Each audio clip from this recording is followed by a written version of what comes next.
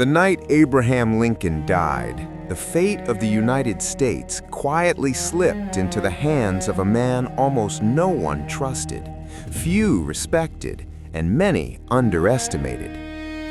Andrew Johnson was not supposed to be there. Not in history books, not in heroic paintings, not at the center of the most fragile moment in American democracy.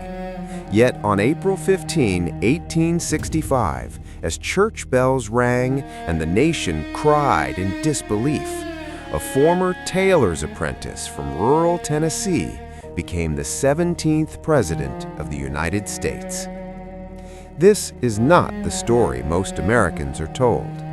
This is the story of resentment turned into power, of secrets hidden behind patriotic speeches, and of a man whose private beliefs nearly reshaped the meaning of freedom itself. Andrew Johnson was born into poverty so deep it shaped every decision he would ever make. In 1808, Raleigh, North Carolina, was ruled by class, inheritance, and education, three things Johnson never had. His father died when he was 3. His mother worked endlessly just to keep the family alive. At 10 years old, Andrew Johnson was sent away as an apprentice tailor. He never attended school. He never learned grammar. He never studied history. He taught himself to read by listening to customers read newspapers aloud in his shop. Politics entered his mind not through books, but through anger-filled conversations, class resentment, and personal humiliation. This mattered later, because Andrew Johnson never believed in ideals. He believed in revenge. By his early 20s, Johnson moved west to Tennessee, settling in the small town of Greenville. There, he stitched clothes by day and stitched political identity by night. He attacked wealthy landowners, bankers, and aristocrats in fiery speeches. Poor white farmers listened closely. They saw themselves in him. Johnson learned an essential lesson. Education earns respect, but rage earns loyalty. His political rise was astonishing. Mayor, state legislator, governor, congressman, senator. Yet behind the climb was a dangerous contradiction. Johnson hated Southern elites, but he fiercely defended slavery.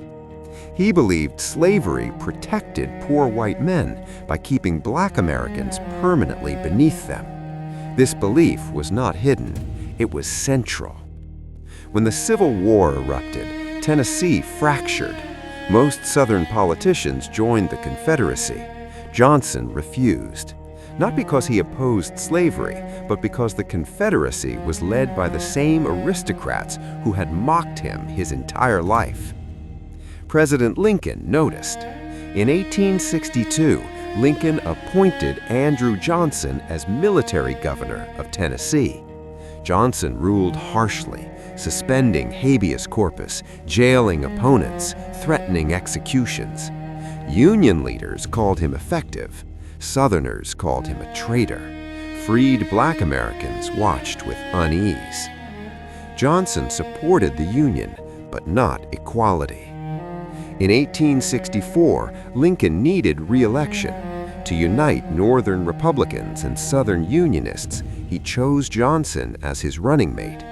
It was a political calculation that would alter history. At Johnson's vice presidential inauguration, he arrived drunk. He slurred his speech. He embarrassed the nation.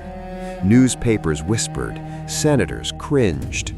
Abraham Lincoln reportedly said quietly, "Andy is a good man, but he drinks." That sentence would haunt the country, because when Lincoln was shot at Ford's Theater, Andrew Johnson slept in a nearby room, unaware that destiny was walking toward him. By morning, Lincoln was dead, and Andrew Johnson, uneducated, resentful, deeply racist, and unprepared, was President of the United States. The man no one expected now held the future of freedom in his hands, and America was about to learn who he truly was.